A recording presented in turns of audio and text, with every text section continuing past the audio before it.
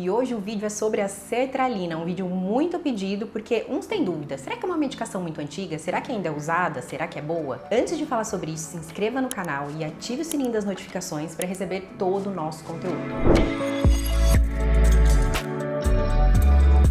Bom, a sertralina ela é uma medicação da classe dos inibidores seletivos da recaptação de serotonina. Que palavrão é esse? É da mesma classe do escitalopram, da fluoxetina, da paroxetina, da fluvoxamina, algumas medicações conhecidas por vocês. A sertralina é uma medicação antiga relativamente, da década ali de 90, mas ainda muito usada. Ela é um antidepressivo, mas percebeu-se com o tempo uma grande ação na ansiedade, toque, transtorno disfórico pré-menstrual, transtorno de estresse pós-traumático. Então ela tem várias indicações. É uma medicação tarja vermelha. O que isso quer dizer? Quer dizer que ela não causa dependência e também não causa tolerância. O corpo não se acostuma com essa medicação. Não é igual a tarja preta que precisa ficar ajustando dose. A dose dela é entre 50 e 200 miligramas.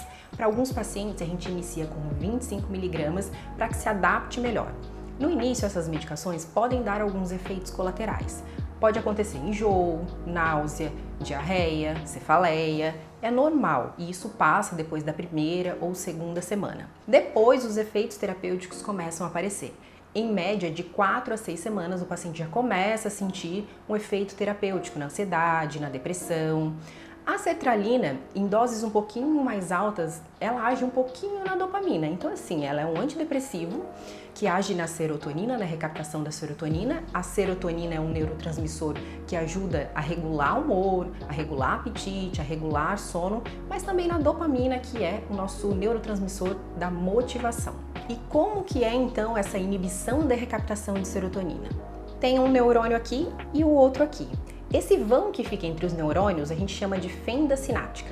Então a serotonina vem e tenta se ligar ao neurônio. O remédio não deixa ela se ligar a esse neurônio, faz com que aumente o volume, a quantidade de serotonina nessa fenda sináptica, assim aumentando serotonina no nosso cérebro também. Eu preciso deixar um adendo aqui que depressão não é só falta de serotonina, existe muita coisa que envolve um transtorno depressivo, mas é fato que a sertralina pode sim ajudar em muitos casos de depressão, inclusive de ansiedade. E como eu já disse também, a gente indica para outros quadros, inclusive para transtorno disfórico pré-menstrual.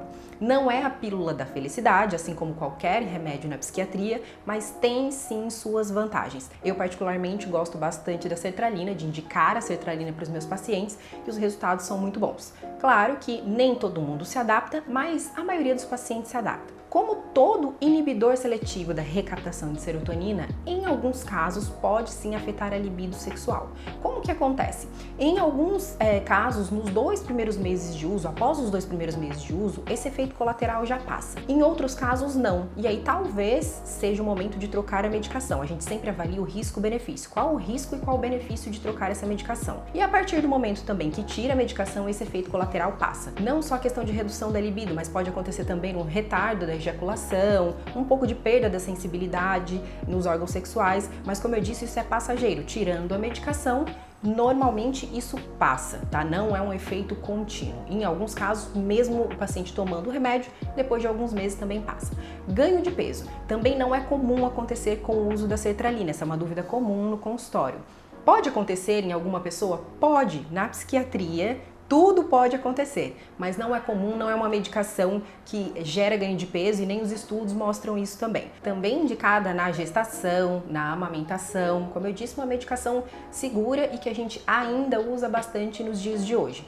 Uma coisa importante antes de finalizar o vídeo, não retire a sua medicação por conta.